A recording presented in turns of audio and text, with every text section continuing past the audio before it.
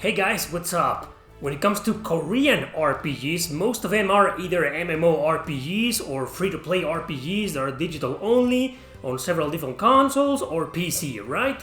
They do have several RPGs offline single-player mode released for several PC consoles or mobile devices. But what about consoles like PlayStation, Nintendo, or even the Xbox?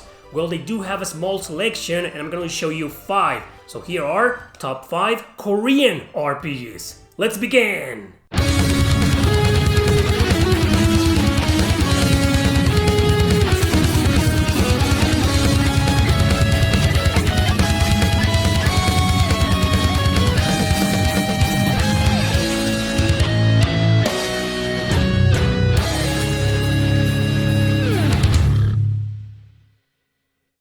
Number 5. Astonisha Story.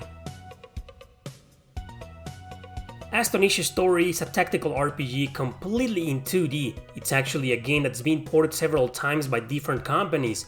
Original version was released in 1994 for the MS-DOS. A remake was then published for the GP32, South Korea's own handheld system. This one didn't sell well and was only distributed in Korea and some parts of Europe. 2 more versions of the game were released, one for Windows and for mobile devices. Every single one of them was exclusive to South Korea, until finally Ubisoft decided to bring it to the PSP. And they did a terrible localization job, unfortunately. Grammar mistakes were there, transitions were poor, difficulty spikes everywhere, and cryptiness all around the game. I only included this game on the list because it isn't terrible and because I wanted to bring awareness to it. The game follows the story of a knight called Lloyd, charged with securing safe passage of an extremely important holy staff. However, the artifact is stolen in an ambush and so starts the quest for him to recover it. Battles are sometimes random or area-based on specific parts of the world, but there's really nothing that makes it stand out among other strategy RPGs of its time. But seeing as it is a port of a 1994 game, I guess you could say it was innovative for its time. Unfortunately, it didn't age well and the localization almost ruined it.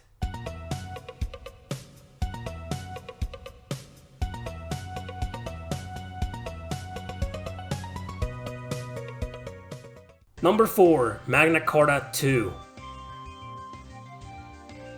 It's an action RPG released exclusively for the Xbox 360. It's a follow-up to 2 other Magna Carta games, but it has nothing to do with them story-wise. It takes place during a civil war between the North and the South forces. The Southern elite group is formed by Zephy, who wants to stop the Sentinel weapons used by the enemies. Upon investigating the origins of one of them, Zephy and party meets Yuto, the amnesiac protagonist who only remembers his sister going to the Northern forces. That's why Yuto joins Zephy to help stop the war and find his sister. Now, graphics were visually stunning in this game and so was the character design. But the battle mechanics were hard to get into. First of all, it reduces your speed so you can focus entirely on the enemy. And second, there's an overdrive and overheat feature. Using the former will eventually make your character unable to attack for a short period of time. Fortunately though, you can switch to another character while this happens. I still think it's a good game despite its weird combat, so check it out if you can. It took over 4 years to finish, primarily for budget reasons, with most of the money being invested on the graphics. It didn't sell very well because, well, the 360 just wasn't a strong console for the genre.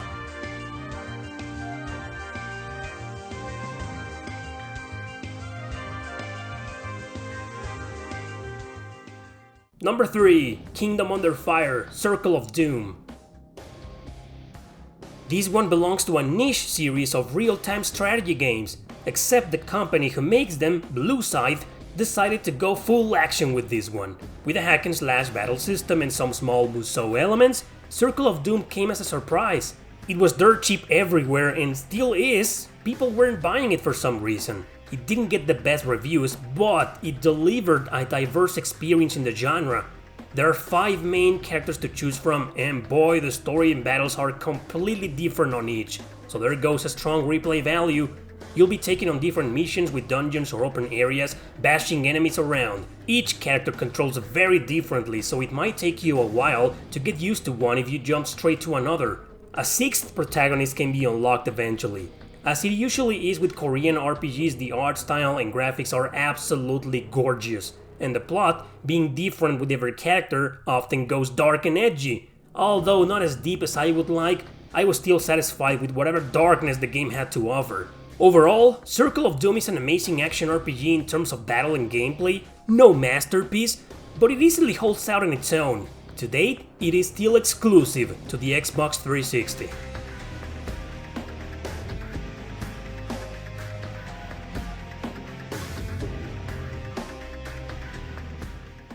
Number 2. Crimson Gem Saga. After the Astonisha story fiasco, Japan made a sequel called Forgotten Saga in 1994. We never heard from it. They didn't even bother bringing it overseas because the remake of the first game failed hard in sales and reviews.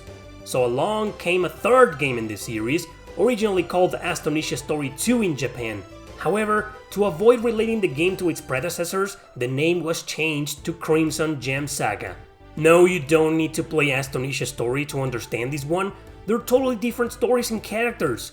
Recently graduated from a Knight Academy, Killian is sent to join an elite army somewhere else, but upon joining, the entire squad is annihilated with him being the only survivor.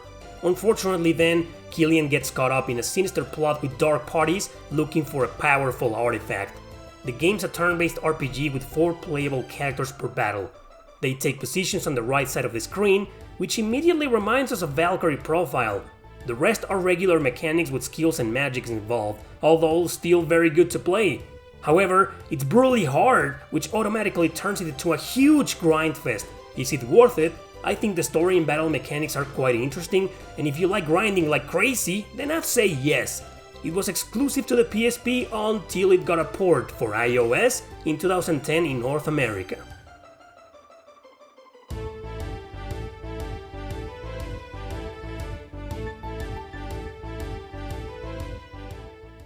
Number 1. Magna Carta Tears of Blood. This PS2 exclusive is a direct sequel to a PC game we never got. That one stayed only in South Korea.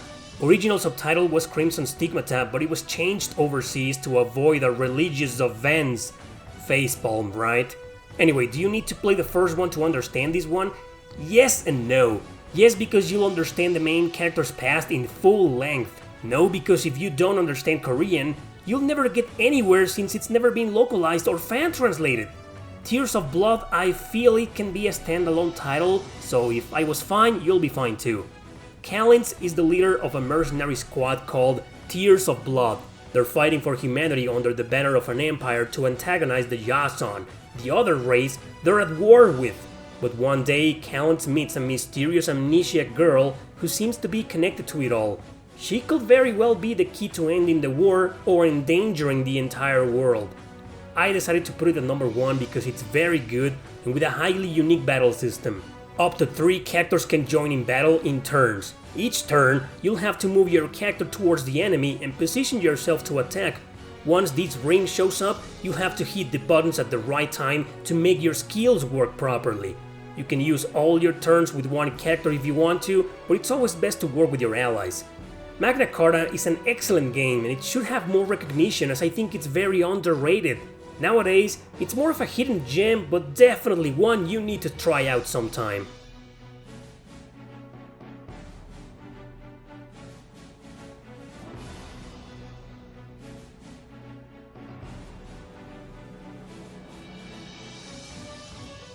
Alright guys, that's all. Those are the only 5 Korean RPGs that are worth checking out. Thanks for watching, don't forget to subscribe and share this video with your friends. See you next time!